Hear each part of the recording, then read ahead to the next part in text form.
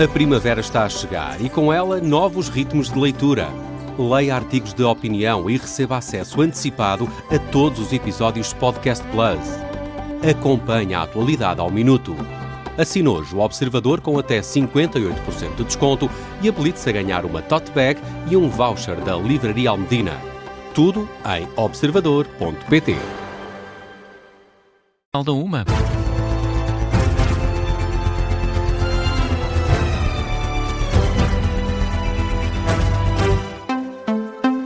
Está a começar o Jornal da Uma com a edição do Luís Soares. Luís, a autoestrada número 1 continua cortada a esta hora na zona de Vila Nova de Gaia, no sentido norte-sul. Mais precisamente ao quilómetro 295, a Proteção Civil adianta à Lusa que o corte na autoestrada acontece devido a um incêndio num caminhão que transportava cerveja. O alerta foi dado por volta das 10 da manhã, sendo que pelas 11 o incêndio já estava dado como extinto. Há instantes a Brisa adiantava também à Rádio Observador que o trânsito está a ser desviado no nó de Jaca para a A29, por isso mantém-se este corte na autoestrada A1, sentido norte-sul, na zona de Vila Nova de Gaia.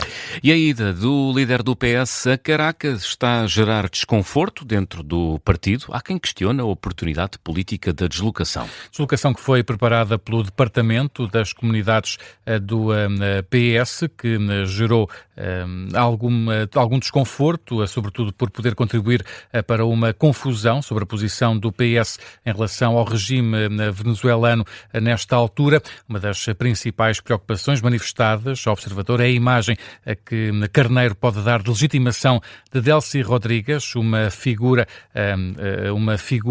de continuidade do poder chavista e ao mesmo tempo parceiro útil dos Estados Unidos, isto depois do ataque militar norte-americano à Venezuela e da detenção de Nicolás Maduro em janeiro. O secretário nacional do PS para as Relações Internacionais, Francisco Assis, respondeu por escrito ao Observador numa curta frase, sublinha que não tem acompanhado ao pormenor essa visita, nem que faz questão, no entanto, de reafirmar a distância face ao atual poder em Caracas. A eurodeputada Marta Temido também se escuda na falta de dados sobre a visita do líder socialista, mas o Observador avisa que se a viagem não foi apenas para mostrar empenho máximo junto da comunidade portuguesa, então foi um tiro no pé. Outros socialistas contactados pelo Observador também mostram dúvidas sobre a oportunidade política da visita. Outro mostra incompreensão com a deslocação de Carneiro numa altura em que se sujeita a interpretações. Na última sexta-feira, na Assembleia da República, o PS aprovou uma resolução da Iniciativa Liberal que recomenda ao governo português que considere ilegítimo o executivo venezuelano e apoie a transição democrática na Venezuela.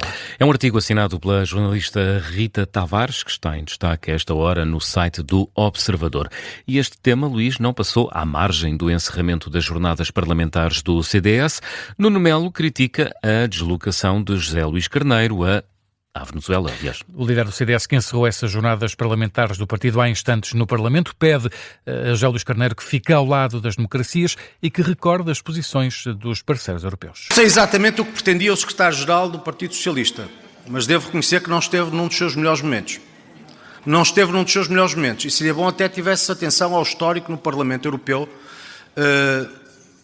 relativamente àquilo que são decisões de muitos, também de muitos socialistas, e o Parlamento Europeu condena há muitos anos, desde o meu tempo e agora, aquilo que neste momento se passa na Venezuela. E nós devemos estar em linha com as responsabilidades dos tempos e há matérias em relação às quais a pequena política não pode, de facto, transigir. E por último, a declaração de Nuno Melo no encerramento das jornadas parlamentares do CDS, que decorreram na Assembleia da República, com essas críticas à deslocação de José Luís Carneiro à Venezuela. E a Confederação Empresarial de Portugal espera que o processo de negociação da nova lei laboral seja resolvido o mais rápido possível. Foi a entrada de uma nova ronda negocial que ainda decorre a esta hora no Ministério do Trabalho entre Governo, GT e patrões. O presidente da Confederação Empresarial avisa que o país está cansado e que é preciso melhorar a economia. Armindo Monteiro quer ver concluído rapidamente este processo de negociação. Explica que até já tem propostas pensadas para depois. Nós esperamos concluir rapidamente este processo porque verdadeiramente acreditamos que Portugal está um bocadinho cansado desta negociação. O que é importante agora é percebermos como é que aumentamos os rendimentos, como é que aumentamos os salários e como é que fazemos subir a economia. E nós vamos propor, esperamos que assim que terminar este processo, um plano para precisamente aumentarmos a economia, aumentarmos os salários e aumentarmos os rendimentos. O Sr. Primeiro-Ministro propôs há relativamente pouco tempo a subida do salário mínimo e aparentemente ninguém ligou a esse objetivo, pois nós queremos dizer que ligamos e queremos contribuir para que ele seja possível.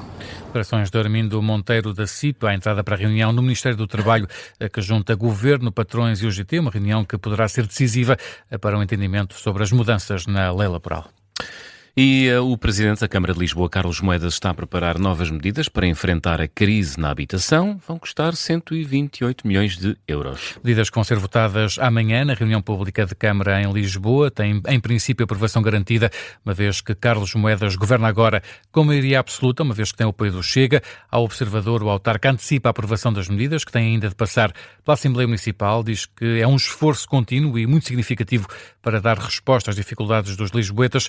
Carlos Moedas não esconde que espera os votos da oposição para aprovar as medidas que depois vão ter ainda de ser discutidas na Assembleia Municipal. No Médio Oriente, Reino Unido e França estão a formar uma coligação para garantir a segurança do Estreito de Hormuz. É pelo menos o que adianta a BBC, que falou com fontes familiarizadas com o processo. De acordo com essas fontes da BBC, o Reino Unido ofereceu-se para organizar em breve uma conferência de segurança em Portsmouth ou em Londres sobre o Estreito de Hormuz, com o objetivo de elaborar esses planos. As autoridades afirmam que qualquer missão no Estreito vai exigir uma coligação marítima para garantir a segurança das embarcações. No entanto, salientam que quaisquer planos de escolta de petroleiros vão ser decididos sobre o risco e a ameaça agora representada, que consideram ser muito alta. Nestas declarações à BBC, estas fontes afirmam que vai ser preciso uma solução multinacional de navios para ajudar a abrir o caminho para uma passagem segura e também lidar com a ameaça das minas. E o Irão já tem um novo líder do Conselho Supremo de Segurança Nacional. Vai substituir Ali Larijani, é Mohammad Bagher Zolgadr, notícia avançada pela agência de notícias iraniana IRNA. Larijani foi morto na sequência de um ataque israelita contra o Irão este mês. Já Mohammad Bagher Zolgadr é um antigo comandante da Guarda Revolucionária, membro da linha política mais dura do regime iraniano. Isto numa altura em que a Guarda Revolucionária do Irão ameaça Israel com pesados ataques de mísseis e drones. No caso de Israel continuar as ofensivas militares, consideradas crimes contra civis no Líbano e na Palestina. A Guarda Revolucionária deixou o aviso num comunicado depois de Israel ter intensificado os ataques e incursões no Líbano contra o Hezbollah, além de continuar a combater o grupo islamita palestiniano Hamas. E o Ministro dos Negócios Estrangeiros israelita saúda a decisão do Líbano de expulsar o embaixador iraniano. Uma decisão comunicada pelo Ministro libanês dos Negócios Estrangeiros nas redes sociais. O Líbano declarou o embaixador iraniano como persona non grata e ordena que abandone o país até domingo. O Ministro israelita dos Negócios Estrangeiros saudou a decisão e apela ao governo libanês para que tome medidas concretas e significativas contra o Hezbollah. Já Israel anuncia que vai tomar o controle total do sul do Líbano, até ao rio Litani. Anúncio feito pelo Ministro da Defesa de Israel, com o objetivo de criar uma zona de segurança para impedir ataques do Hezbollah contra Israel. O Ministro da Defesa afirma ainda que todas as pontes sobre este rio foram destruídas para impedir que o Hezbollah transporte operacionais e armas para o sul do Líbano. Esta área geográfica, que será agora controlada por Israel, corresponde a 10% do Líbano. Entretanto, o Paquistão está a liderar uma iniciativa de mediação, juntamente com a Turquia e o Egito. Iniciativa para tentar pôr fim à guerra entre o Irão, os Estados Unidos e Israel, é o que adiantam fontes governamentais. A agência de notícias espanhola EFE, as fontes confirmaram que Islamabad também se ofereceu para acolher as negociações de paz, citando os laços entre a liderança militar e Teherão, assim como a relação que tem com o presidente norte-americano. J.D. Vance poderá liderar as conversações do lado dos Estados Unidos, é o que adiantam fontes paquistanesas. O Qatar diz estar fora de qualquer esforço de negociação. 1h09. Luís, que outras notícias estão a marcar a atualidade a esta hora? O julgamento do processo Operação Marquês vai ter intensidade máxima até final do ano, com o coletivo presidido por Susana Seca a agendar mais 46 sessões entre setembro e dezembro. O Observador teve acesso ao despacho em que se vê que a magistrada mantém a calendarização de 3 sessões por semana, apenas com exceção das pausas para as férias judiciais. Entretanto, o antigo Primeiro-Ministro, José Sócrates, avisou ontem o Tribunal que vai invocar em todas as instâncias judiciais o modo como tem sido defendido por advogados oficiosos, considera-os figurantes em busca de fama fácil.